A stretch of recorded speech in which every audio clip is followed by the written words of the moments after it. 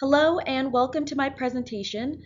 My name is Angela Zapanta-Whiteside, and today we're going to discuss Psychologist William James, religiosity, spirituality, and the relationship with functionalism. First off, I would like to apologize in advance for any noise interference you may hear in the background of this presentation, as I am recording from home and I have two dogs and a roommate. Let's get started. So the purpose of this paper is to discuss a brief history of infamous American psychologist and philosopher William James and his connectedness to religion and spirituality and the relationship with the system of functionalism. We're going to talk about the background of William James, the rise of functionalism, and how it came to be, how it evolved from evolutionary psychology and structuralism, and the three-part self, particularly the spiritual self. And we're going to talk about religion and spirituality, higher quality of life in cancer patients, and relationship with functionalism. And lastly, we're going to conclude this presentation and talk a little bit about William James's influence and implications for future research. So here we have the background of William James. William James was a professor of psychology and philosophy at Harvard University. He was considered to be the most famous of American psychologists and philosophers of his time. His theory of the self and his view of human belief was oriented toward conscious action, but raised disagreement amongst other psychologists, causing him to later return to philosophy. He believed in the theory of the self, that there were three parts: material, social, and spiritual. This paper will be focusing mainly on the third part, the spiritual self, our inner and subjective being. Before becoming a psychologist, James studied medicine and biology, which later influenced his theories, perhaps drawing inspiration from his background in biology that led to the rise of functionalism. James believed that religion involved a supernatural domain and was inaccessible to science but available to the human subject. He was very interested in the supernatural, mystical, and paranormal. He co-founded the American Society for Psychical Research in 1885, around the time he became a professor of Harvard. He was criticized for his beliefs in the supernatural and psychical, mystical, and spiritual by fellow psychologists such as Thorndike and Cattell.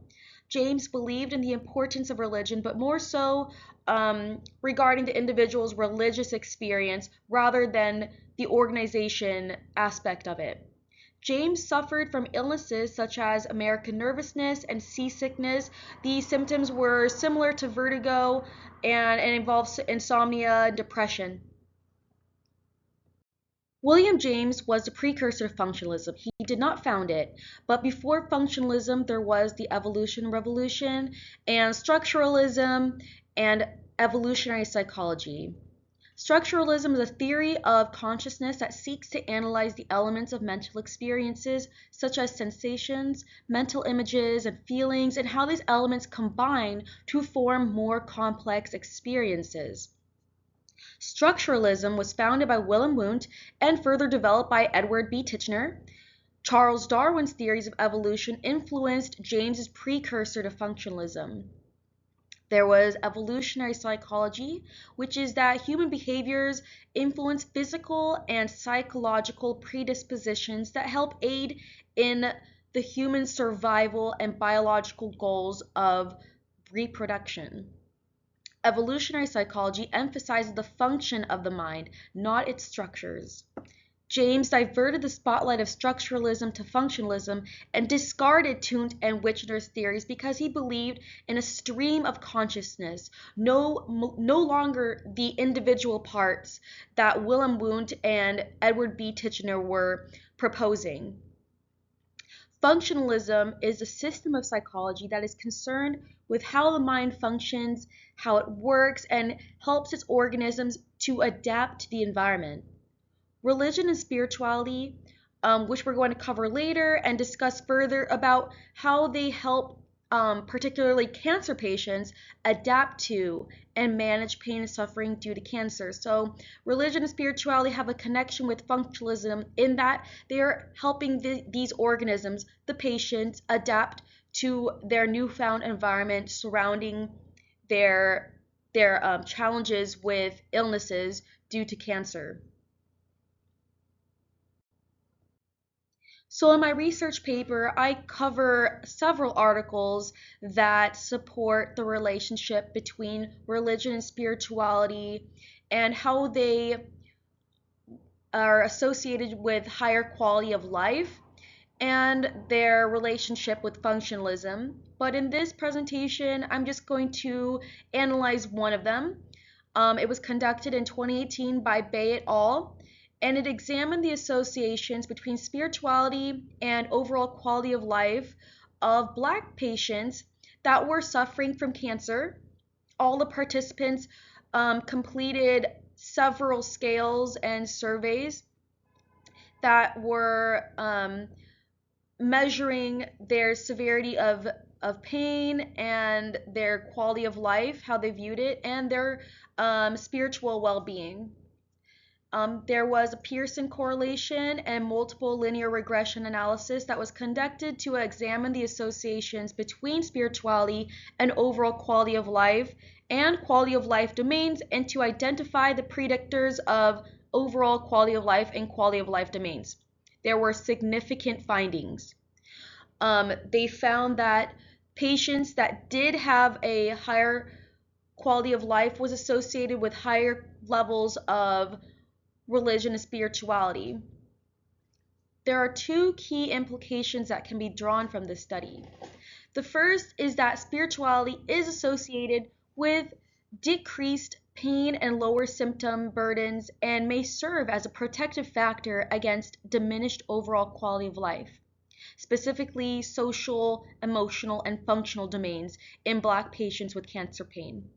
The second implication is that pain interference, symptoms, and spiritual well-being are primary contributors to the variance of overall quality of life. William James may have also found solace and support for his own physical illnesses through his interest in religious and psychical practices and involvements. The strengths of these articles, particularly this one, is that they provided the first of many of research studies that analyzed the information of the benefits of discussing religion and spirituality in medical and clinical settings. However, there were weaknesses that I found regarding the lack of generalizability, because most of the articles, including this one, were just focusing mainly on cancer patients, and it would be great for future studies to involve more participants that are suffering from other illnesses in future studies. So we're going to conclude and wrap up this presentation by discussing the future prospects of this type of research and William James's influence. So the future prospects of this research of applying William James's passions of religion and spirituality and quality of life and their positive benefits to patients suffering from illnesses are very promising. There's a lot of great literature reviews out there and research conducted, experiments conducted that can be further built upon and always improve the reliability and validity. And the mental state of the spiritual self helps patients adapt in the face of their illness. So again, adapting to, very similar to how functionalism works, because it's allowing the patients to put themselves in a mental state that will allow them to adapt to and persevere despite their physical illnesses. William James is highly influential to me and future researchers. There's a lot of things we could still draw from his teachings, such as how religion is more about the experience, not about the organization itself. And I believe this has a lot of potential to continue to grow. And thank you for your time and viewing my presentation. I hope you have a great rest of your day. Take care.